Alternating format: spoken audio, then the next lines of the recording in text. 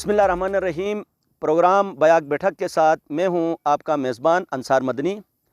नाज़रीन, आप जानते हैं मेरी कोशिश ये होती है गिलगित बल्तिस्तान और कश्मीर के मुख्तलिफ़ इलाकों में जाके वहाँ के रहने वालों उसके बारे में वक्तन फ़वक्तन मैं बताता रहता हूँ। आज मैं अपनी खुशनसीबी समझता हूँ रावलकोट में कुछ ऐसी शख्सियात यहाँ पे तशरीफ़ रखती हैं। बहुत तारीख़ी मकाम है रावलकोट में ये, जो सिखों का मुक़द्दस मकाम होता था। ज़ाहिर है यहाँ जो हमारे मेज़बान हैं, मैं सबसे पहले इनका शुक्रिया अदा करता हूँ कि उन्होंने इस तारीख़ी मकाम का हमें विज़िट कराया और साथ गिलगित बल्तिस्तान के इल्मी अदबी शख्सियात यहाँ तशरीफ़ रखती हैं। मैं आपकी तरफ से अपनी तरफ से दिल की अता गहराइयों से इनका शुक्रिया अदा करता हूँ, इन्होंने वक्त दिया। साबिर साहब, जैसे कि हम नीचे से आए शहर से, आप रास्ते में बताते रहते थे, इस मकाम के हवाले से और कल के प्रोग्राम के हवाले से आप थोड़ा सा हमारे नाज़रीन को आप बता दीजिएगा। तारीख़ी एतबार से हमारे अक़ब में पीछे बहुत बड़ी वादी है जिसको वादी पर्ल कहा जाता है। सही। और ये उस वादी के साथ बुलंदी पर एक सिख मज़हब का एक मुक़द्दस मकाम था जिसका इस जगह का नाम धर्मसाल है। और ये साथ गुरुद्वारा जो उनकी इबादत गाह थी, 47 से पहले यहाँ चूँकि मुसलमान, सिख, हिंदू मखलूत लोग रहते थे, तो ये उनकी इबादत गाह थी। 47 में जो एक तकसीम हुई पूरे बर्रे सग़ीर की और फिर रियासत जम्मू कश्मीर भी तकसीम हुआ, उसके नतीजे में अब यहाँ पे वो अमली तौर पे तो नहीं है, लेकिन उनका ये मकाम आज भी मौजूद है और उनकी जो तारीख़ है उसके अंदर इसका बाकायदा एक तज़किरा मौजूद है। तो इस एतबार से ये जो वादी पर्ल है, ये रावलाकोट है, ये इस वक्त डिस्ट्रिक्ट पुंछ का डिस्ट्रिक्ट हेडक्वार्टर है। सही। और 47 से पहले पुंछ शहर जो इस वक्त मकबूजा भारत है, वो डिस्ट्रिक्ट हेडक्वार्टर होता था। तो 47 के बाद ये डिस्ट्रिक्ट हेडक्वार्टर है और जब हमारी काविश है, कोशिश है कि एक बार फिर रियासत को वहदत से हम हमकिनार करें, तो इंशाअल्लाह अज़ीज़ वही मरकज़ जो होगा वो इस डिस्ट्रिक्ट का मरकज़ होगा। तो कल का जो हमारा प्रोग्राम है वो एक शेरी नशिस्त है। हमने ख़ास तौर पे गिलगित बल्तिस्तान के हमारे जो मेहमान यहाँ पे तशरीफ़ फरमा हैं, जनाब जमशेद ख़ान दुखी साहब, अब्दुल खालिक ताज साहब और उनके साथ दीगर हमारे मुअज़्ज़ज़ मेहमान, उनके एज़ाज़ में हमने एक शेरी नशिस्त रखी है जिसमें आज़ाद कश्मीर भर से भी चुनीदा शुअराए कराम मौजूद होंगे और इन आप गिलगित बल्तिस्तान के शुअरा के एज़ाज़ में इस तकरीब का इनेकाद किया गया है। तो बुनियादी तौर पे हमारा मकसद ये है कि जो हमारे राब्ते ख़त्म हो गए उन राब्तों को बहाल किया जाए और अदब और ये जो शेर व अदब का ये जो फ़न है, इसके ज़रिए से हमारे जब रिश्ते और ताल्लुकात और राब्ते बहाल होंगे तो फिर एक बार फिर हम जो हमारी रियासत इस वक्त तकसीम का शिकार है, वो हम इसको एक दफ़ा फिर वहदत की तरफ ले जाएंगे इंशाअल्लाह। सबसे पहले तो मैं गिलगित बल्तिस्तान से आए हुए आप तमाम मुअज़्ज़िज़ मेहमानों का शुक्रिया अदा करता हूँ। दिल की अथाह गहराइयों से आपको रावलाकोट वादी पर्ल में आमद पर खुशामदीद कहता हूँ और आपका बहुत बहुत शुक्रिया कि आपने हमें एक दफ़ा फिर मेज़बानी का शर्फ़ बख्शा।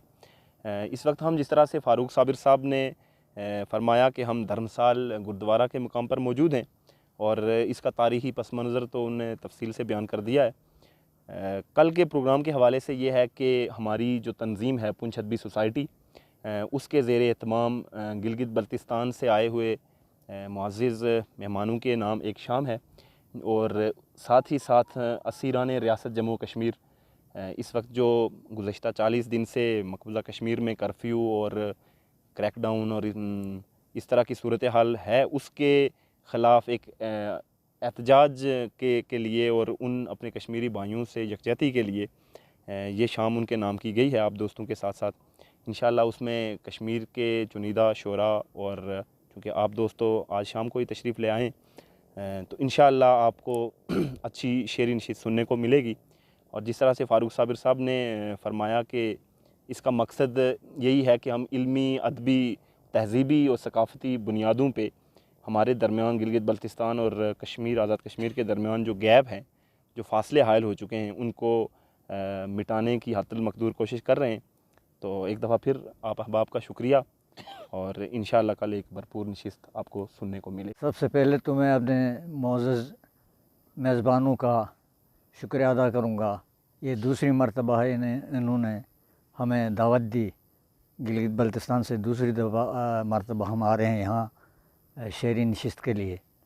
पिछली मरतबा भी बहुत अच्छी शेरी नशिस्त रही, तो इनको हमने भी ज़हमत दी थी, गिलगित तशरीफ़ लाए थे, वहाँ भी बहुत अच्छा मुशायरा बर्पा हुआ।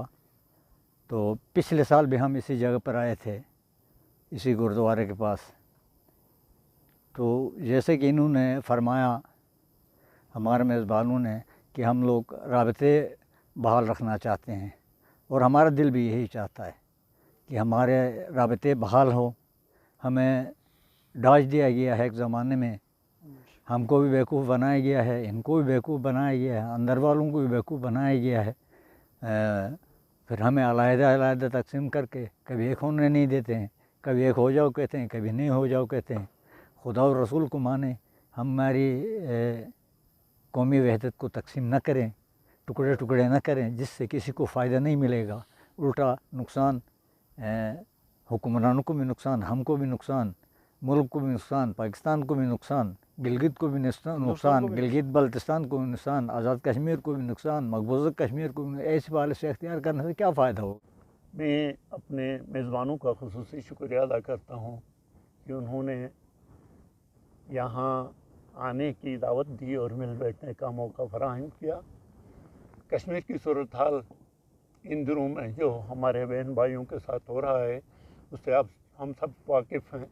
तो इस हवाले से उनसे इज़हार यकजहती के लिए भी ये नशिस्त, कल जो अदबी शेरी नशिस्त होगी, तो हम गिलगित से इनकी दावत पर आए हैं। और ये राबतों की बात की फ़ारूक साहब ने भी, ताज साहब ने भी, और अपने शोज़ेब भाई ने भी। तो राबते मुस्तहकम करने की ज़रूरत है गिलगित बल्तिस्तान में ख़ुसूसन। तो हम उम्मीद करते हैं कि आइंदा भी हमारे ये राबते जो है मज़ीद तेज़ होंगे। जहाँ तक कश्मीर में जो कुछ हो रहा है, तो इसके लिए फ़िक्र की तब्दीली ज़रूरत है। सबसे पहले तो मैं अपने मेज़बानों का शुक्रिया अदा करूँगा, मोहतरम फ़ारूक साबिर साहब और शोज़ेब भाई का, कि आप लोगों ने एक दफ़ा फिर इस खूबसूरत वादी में आप सब दोस्तों से मिलने का मौका दिया। और कल के प्रोग्राम के हवाले से यही है कि जैसे मेरे उस्ताद मोहतरम और ताज साहब ने भी इस सिलसिले में बहुत खूबसूरत बात की है कि कश्मीर के जो हालात हैं वो हम सब के सामने हैं। तो इजहार यकजहती के हवाले से भी कल का जो नशस्त है, शायद इस पे जो भी हमसे हो सकता है, फिर हम ये जो अदबी हल्के से ताल्लुक़ है, हज़रत अल्लामा शायर मशरिक़ जो हैं वो इमाम हैं शायरों के, तो उनका जो ख़्याल था, उनका जो ख्वाब है कि नील के साहिल से लेकर काशगर तक ये जो मुस्लिम हैं ये एक हो जाए, कोशिश हमारा फ़र्ज़ बनता है। बाकी रब ताला की ज़ात है उसमें बरकत डालने वाली। सबसे पहले तो गिलगित बल्तिस्तान से आए हुए मुअज़्ज़ज़ मेहमानान गिरामी, आप लोगों का शुक्रिया अदा करते हैं कि हमारे जो सीनियर दोस्त हैं फ़ारूक साहब, शोज़ेब भाई, इनकी कॉल पे आप यहाँ पर तशरीफ़ लाए। और अदबी महफ़िल और ये मुहाफ़िल, ये तो एक बहाना है, दरअसल मकसद लोगों को जोड़ना है, लोगों के दिलों को जोड़ना है। वो कदूरतें, वो नफ़रतें जो 70 साल से, 70-72 बरस से इस खित्ते में पार्टी गई हैं, असल में उनको ख़त्म करना है। सबसे पहले गिलगित बल्तिस्तान से आए हुए हमारे शोहराए कराम का शुक्रिया अदा करते हैं कि उन्होंने हमारी दावत पे एक मरतबा फिर लब्बाइक कहते हुए वो हमारी इस सरज़मीन पे तशरीफ़ लाए। ये जो मुशायरा रखा गया वहदत की बहाली के लिए, हम आर पार जो कश्मीरी मकबूजा कश्मीर, जो मौजूदा जो सूरत हाल कश्मीर में हमारे बहन भाइयों के साथ मौजूद है, उनसे इज़हार यकजहती के तौर पे। तो आज भी जैसे इस मौके की मुनासबत, इस जगह की मुनासबत से बात की गई कि ये सिखों की इबादत गाह है, गुरुद्वारा है, 72 साल गुज़रने के बावजूद भी, यहाँ पे टोटल मुस्लिम आबादी होने के बावजूद भी ये उनकी इबादत गाह महफूज है। इससे ये तासर देना चाहते हैं हम कि हमारे यहाँ सिर्फ़ जो मज़हब की बुनियाद पे तकसीम हमें दिखाई जा रही है या दुनिया पे दिखाई जा रही है, वो नहीं है। हम सब लोग जम्मू से लेके लद्दाख तक, गिलगित बल्तिस्तान और आज़ाद कश्मीर जो भिम्बर से लेके नीलम तक आज भी मौजूद है, हम सब वहदत चाहते हैं। फ़ारूक साहब, मैं आपका बहुत मशकूर हूँ कि आपने वक्त दिया और जो ज़ाहिर है कल के प्रोग्राम के हवाले से, उस एरिया के हवाले से आपने बात की और अपने शोज़ेब भाई का साथ जो है हमारे जो भाई हैं और ज़ाहिर हल्के अरबाब ज़ौक़ के बहुत बड़े नाम हैं गिलगित बल्तिस्तान के हवाले से, इनका भी शुक्रिया अदा करता हूँ। नाज़रीन, आपने सुना, आपने देखा कि इस एरिए में जिसे जन्नत नज़ीर कश्मीर कहते हैं, यहाँ जो ज़ाहिर है एक नस्ल गुज़र गई है, अब दूसरी नस्ल आपस में राबते बढ़ा रही है।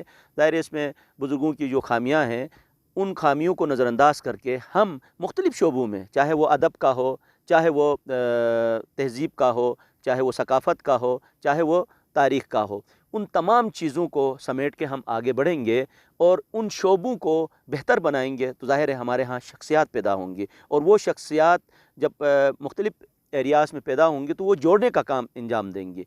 जब आपस में मिलेंगे तो ज़ाहिर है शायर कहता है, मैं ऐसे शख्स को ज़िंदू में क्या शुमार करूं जो सोचता भी नहीं, ख्वाब देखता भी नहीं। ये असर नौ की चिताओं की राख कैसी है कि रूह राख हुई और बदन जला भी नहीं। तो हम चाहते हैं कि हम अपनी सोच को, अपनी फ़िक्र को, अपनी सकाफ़त को, अपनी तारीख़ ज़िंदा करें।